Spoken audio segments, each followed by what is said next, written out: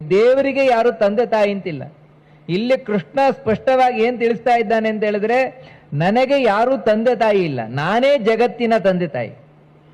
ಈ ರೀತಿ ಯಾರು ತಿಳ್ಕೊಳ್ತಾರೆ, ಅಜಂ ಅನಾದಿ, ಹುಟ್ಟಿಲ್ಲದವ, ಎಲ್ಲರ ಹುಟ್ಟಿಗೂ ಕಾರಣನಾಗಿರುವವ, ಯಾರು ಇಲ್ಲದೇ ಇದ್ದಾಗಲೂ ಇದ್ದವ.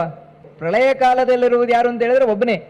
ಅದ್ಯಾರು ಅಂದ್ರೆ ನಾರಾಯಣ ಮಾತ್ರ ಅಂತ. ಅದೇನೇ ನಾರಾಯಣ ಇರಬೇಕು ಅಂತ ಬೇರೆಯವರು ಇರ್ಬೋದು, ಇವಾಗ ಬ್ರಹ್ಮನೂ ಇರ್ಬೋದು, ಶಿವನೂ ಇರ್ಬೋದು ಅಂತ ಹೇಳಿದ್ರೆ ನಾರಾಯಣ ಅಂತ ಹೆಸರೇ ಅವನಿಗೆ. ಅದಕ್ಕೋಸ್ಕರ ಪುರಾಣಗಳು ಮಹಾಭಾರತ ಎಲ್ಲ ಸ್ಪಷ್ಟ ಹೇಳುತ್ತದೆ, ನಾರ ಅಂತ ಹೇಳಿದ್ರೇನೆ ನೀರು, ನೀರೇ ನಾರ.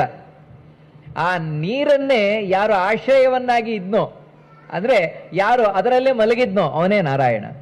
ಅಂದ್ರೆ ಯಾವ ನೀರು? ಪ್ರಳಯದ ನೀರು. ಅದಕ್ಕಾಗೇ ನಾರಾಯಣ ಅಂತ ಹೆಸರು. ಈ ರೀತಿ ಯಾರು ನನ್ನನ್ನು ತಿಳ್ಕೊಳ್ತಾರೆ, ಅಷ್ಟು ಮಾತ್ರ ಅಲ್ಲ, ಮೊದಲಿದ್ದವನು ಮಾತ್ರ ಅಲ್ಲ, ಇಡೀ ಲೋಕದ ನಾನೇ ಒಡೆಯ, ಲೋಕ ಮಹೇಶ್ವರಂ. ನೋಡಿ, ಬರೀ ಒಡೆಯ ಮಾತ್ರ ಅಲ್ಲ, ಮಹಾ ಒಡೆಯ. ಉಳಿದವರು ಇದ್ದಾರೆ. ಇವಾಗ ಚತುರ್ಮುಖ ಬ್ರಹ್ಮ ಈ ಜಗತ್ತನ್ನು ಸೃಷ್ಟಿ ಮಾಡ್ತಾನೆಲ್ಲ, ಆದ್ರೆ ಅವನನ್ನೂ ಸೃಷ್ಟಿ ಮಾಡುವವನು ನಾನು, ಅವನು ನನ್ನಿಂದಲೇ ಸೃಷ್ಟನಾದವನು. ಈ ರೀತಿ ಇಡೀ ಜಗತ್ತಿಗೆ ಸುಪ್ರೀಂ ಪವರ್ ನಾನೇ ಆಗಿರುವ, ನಾನೇ ಅತ್ಯಂತ ದೊಡ್ಡ ಶಕ್ತಿಯಾಗಿ, ಎಲ್ಲರಿಗಿಂತ ದೊಡ್ಡ ಈಶ್ವರನಾಗಿ, ಅಂದ್ರೆ ಒಡೆಯನಾಗಿ. ಈಶ್ವರ ಅಂದ್ರೆ ಒಡೆಯ, ಒಡೆಯನಾಗಿ ಕೂತಿರೋವನು ನಾನೇ. ಯಾರು ಈ ರೀತಿ ತಿಳ್ಕೊಳ್ತಾರೆ, ನಿಜವಾಗಿ ಅರ್ಥ ಮಾಡ್ಕೊಳ್ತಾರೆ ನನ್ನನ್ನ, ಅಸಮ್ಮೂಢ ಸಹ ಮರ್ತ್ಯೇಶು, ಮನುಷ್ಯರ ಪೈಕಿ ಅವನೇ ನಿಜವಾಗಿಯೂ ಕೂಡ ದಡ್ಡನಲ್ಲದವ, ನಿಜವಾಗಿಯೂ ಕೂಡ ಅವನು ಬುದ್ಧಿವಂತ. ಇಲ್ಲದೇ ಇದ್ರೆ ಈ ರೀತಿ ಯಾರು ತಿಳ್ಕೊಂಡಿಲ್ಲ, ಸ್ಪಷ್ಟವಾದ ಮಾತಿದು ಭಗವದ್ಗೀತೆಯಲ್ಲಿ, ಯಾರು ಈ ರೀತಿ ತಿಳ್ಕೊಳ್ಳೋದಿಲ್ಲ ಅವನೇ ದಡ್ಡ ಶಿಖಾಮಣಿ. ಸಮ್ಮೂಢ, ಮೂಢ ಅಂತ ಹೇಳಿದ್ರೇನೆ ಮೂರ್ಖ, ಸಮ್ಮೂಢ ಅಂತ ಹೇಳಿದ್ರೆ ಅತ್ಯಂತ ಮೂರ್ಖ. ಯಾರು ಈ ರೀತಿ ನನ್ನನ್ನು ತಿಳ್ಕೊಳ್ತಾನೆ ನಿಜವಾಗಿಯೂ ಕೂಡ ಅವನು ಮೂರ್ಖಾತಿ ಮೂರ್ಖ ಅಲ್ಲ, ಜ್ಞಾನಗಳಲ್ಲಿ ಜ್ಞಾನಿಯಾದವ. ಅಷ್ಟು ಮಾತ್ರ ಅಲ್ಲ, ಸರ್ವಪಾಪೈ ಪ್ರಮುಚ್ಯತೆ, ಸಮಸ್ತ ಪಾಪಗಳಿಂದಲೂ ಅವನು ಸಂಪೂರ್ಣ ಬಿಡುಗಡೆಯನ್ನು ಹೊಂದುತ್ತಾನೆ. ನಮ್ಮ ಎಲ್ಲ ಕಷ್ಟಗಳಿಗೆ ಮೂಲ ಕಾರಣ ಯಾವುದು ಅಂದರೆ ಪಾಪಗಳು.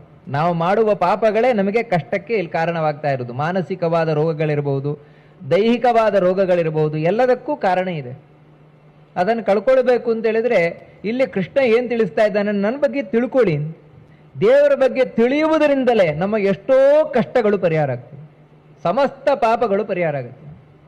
ನಾವೇನು ತಿಳ್ಕೊಂಡಿದ್ದೇವೆ ಅಂದ್ರೆ, ಅಯ್ಯೋ ಭಗವದ್ಗೀತೆ ಏನ್ರಿ, ಸುಮ್ಮನೆ ಇದನ್ನು ಕೇಳುವುದರಿಂದ ಏನಾಗುತ್ತೆ, ಈ ರೀತಿ ತಿಳ್ಕೊಂಡಿದ್ದೇವೆ ನಾವು, ಏನೋ ಪ್ರಯೋಜನ ಇಲ್ಲ. ಅದರ ಬದಲಿಗೆ ಏನೋ ಒಂದು ಹೋಮ ಅಥವಾ ದಾನ, ಏನೋ ಪೂಜೆ, ಇದೆಲ್ಲ ತುಂಬಾ ಏನ್ರಿ, ಇದ್ರಲ್ಲಿ ಹೋದ್ರೆ ಇವಾಗ ಒಂದು ಉತ್ಸವಕ್ಕೆ ಹೋಗಿ ರಥ ಎಳೆದ್ರೆ ನಮಗೆ ದೇವರ ಅನುಗ್ರಹ ಆಗತ್ತೆ, ಪಾಪ ಎಲ್ಲ ಪರಿಹಾರ ಆಗತ್ತೆ. ಆದರೆ ಕೃಷ್ಣ ಹೇಳ್ತಾ ಇದ್ದಾನೆ, ಅದೆಲ್ಲದಕ್ಕಿಂತಲೂ ಕೂಡ ಹೆಚ್ಚು ಪುಣ್ಯ ಬರುವುದು ಇದರಲ್ಲಿ, ನಮ್ಮ ಪಾಪ ಎಲ್ಲ ಪರಿಹಾರ ಆಗುವುದು ಇದರಲ್ಲಿ.